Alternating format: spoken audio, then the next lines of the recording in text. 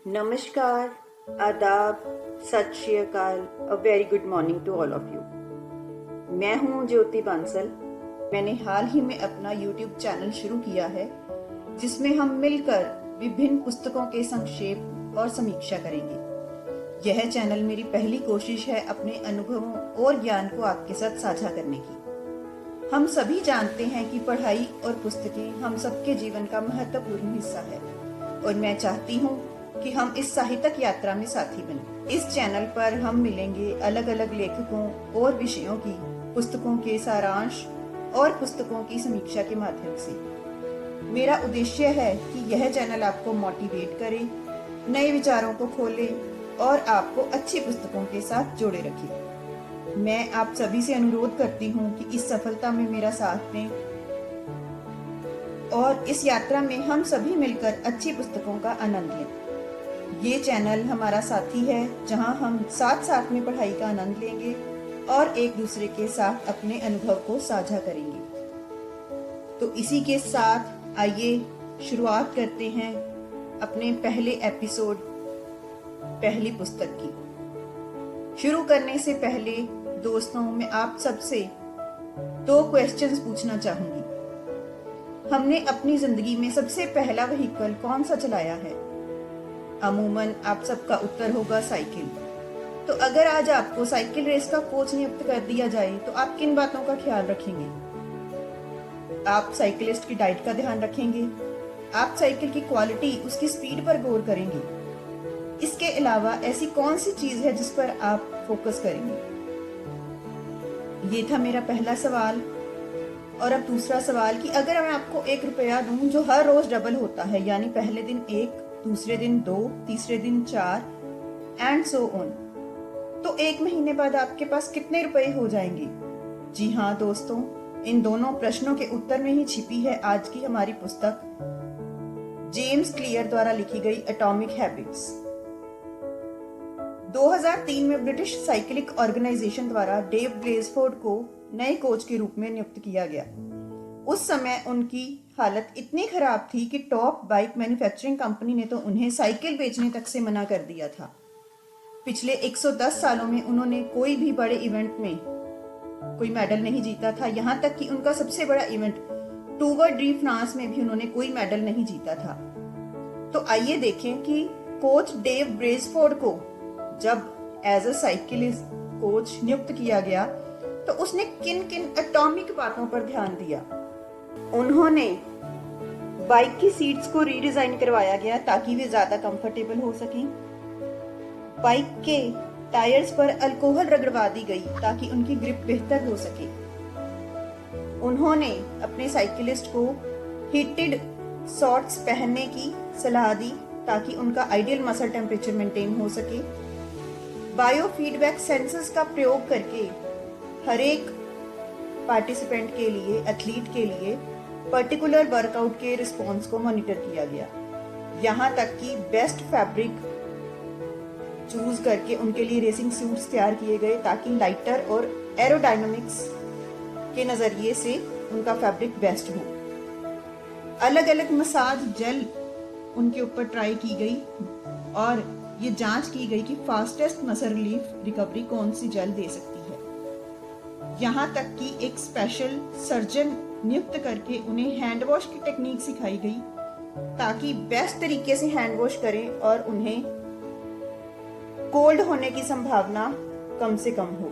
उनके लिए best pillow और मैट्रेसेस अरेंज करवाए गए ताकि वे बेस्ट स्लीप ले सकें। यहाँ तक कि जिस ट्रक में उनके साइकिल्स को रखा जाता था उसे व्हाइट पेंट करवा दिया गया ताकि एक मिट्टी का कण भी दूर से दिख सके, और साइकिल की गति पर एक मिट्टी का कण भी असर डालता है। तो इस तरह की स्मॉल इम्प्रूवमेंट्स, एटॉमिक इम्प्रूवमेंट्स जब की गई तो रिजल्ट सामने आने लगे। 5 साल बाद ही उनका दबदबा बन गया। 2007 से 2017 तक ब्रिटिश साइकिलिस्ट ने 178 वर्ल्ड चैंपियनशिप्स जीती, 66 ओलंपिक्स और पैरा ओलंपिक्स गोल्ड मेडल, 5 बार टूवर डी फ्रांस में भी मेडल जीता। तो ऑथर के अनुसार 1% डेली इंप्रूवमेंट से हम 37 टाइम्स बेटर बन सकते हैं 1 ईयर में। इसी तरह अगर हम थोड़ा सा भी वर्स करते हैं, 1% वर्स भी करते हैं हर रोज, तो 1 साल बाद हम नियर टू जीरो आ जाते हैं। ये नजर में आने वाली छोटी छोटी बातें हमारी लाइफ पर बहुत बड़ा असर डालती हैं। अब हम आते हैं अपने दूसरे प्रश्न के उत्तर पर। दिल थाम कर बैठिए और अगर आपने कैलकुलेशन नहीं की है तो ध्यान से सुनिए कि अगर आप रोज 1 रुपया लेते हैं जो हर रोज दुगना होता है, तो 1 महीने के अंत तक ही आप लगभग 108 करोड़ रुपए तक पहुंच जाएंगे। जी हाँ दोस्तों, ये है इफेक्ट्स हमारी हैबिट्स का। हैबिट्स का मतलब एक्शंस जो हम रोजाना कॉन्शियसली और सबकॉन्शियसली रिपीट करते हैं, और हमारी हर हैबिट का कंपाउंडिंग इफेक्ट होता है जो एक पर्टिकुलर थ्रेशहोल्ड के बाद कई गुना होकर हमारे जीवन में दिखाई देता है।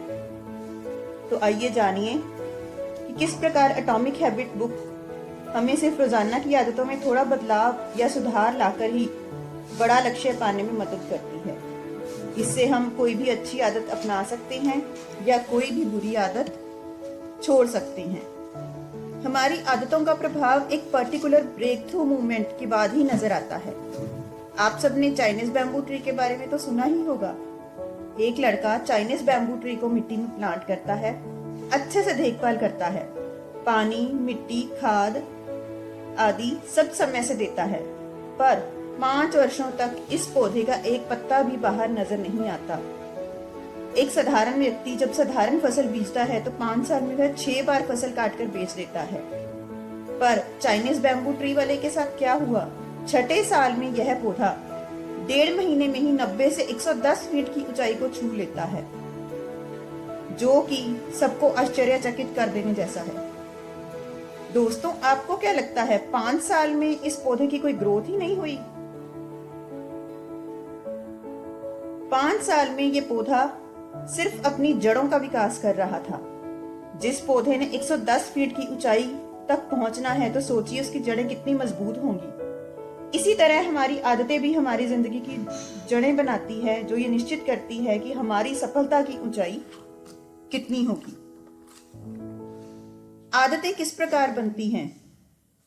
ऑथर के अनुसार मुख्य रूप से आदतें किस्मों पर आधारित होती हैं। पहली है लक्ष्य आधारित, आउटकम बेस या गोल बेस। आमतौर पे हर इंसान अपनी जिंदगी में कोई लक्ष्य रखता है। बच्चे से लेकर बड़े तक हर किसी का एक सपना होता है कि मैं क्लास में फर्स्ट आऊं, मैं अपनी स्पोर्ट्स में अच्छी परफॉर्मेंस दूं, मैं अपनी कंपनी में एक पर्टिकुलर पोस्ट पे प्रमोशन ले पाऊं, मैं अपनी फिटनेस रिजाइम फॉलो कर सकूं, एंड सो ऑन। तो इसे हम कहते हैं लक्ष्य आधारित। दूसरी है प्रक्रिया आधारित, जो कि लक्ष्य आधारित से बेहतर है। इसमें हम अपने आप को लक्ष्य को पाने के लिए उसके लिए जरूरी प्रक्रियाओं पर ध्यान केंद्रित करते हैं। जैसे कि हमें कक्षा में प्रथम आना है, तो हम प्रथम आने के लिए अपना टाइम टेबल, स्टडी रूटीन आदि बनाएंगे। दूसरा है प्रक्रिया आधारित। इसमें आप अपने लक्ष्य को पाने के लिए जरूरी पहलू और प्रक्रियाओं पर अपना ध्यान केंद्रित करते हैं। उदाहरण के लिए, अगर आपको कक्षा में प्रथम आना है तो आप अपना टाइम टेबल, स्टडी रूटीन बनाएंगे। अगर आपको फिटनेस रिजीम फॉलो करना है तो आप अपना वर्कआउट शेड्यूल स्थापित करेंगे। प्रक्रिया आधारित आदत गोल आधारित, लक्ष्य आधारित आदत से बेहतर होती है। सबसे ज्यादा महत्वपूर्ण है आइडेंटिटी बेस्ड। जब हम खुद को और दुनिया को देखने के तरीके में बदलाव करते हैं तो इसे हम बोलते हैं आइडेंटिटी बेस।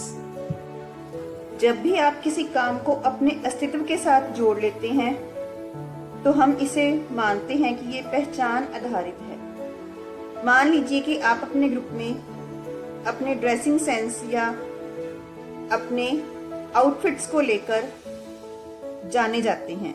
आपको एक ट्रेंड सेटर के रूप में देखा जाता है। तो जब भी आप किसी पार्टी में जाएंगे तो आप बहुत अच्छे से तैयार होंगे, क्योंकि यह आपकी पहचान से जुड़ा है।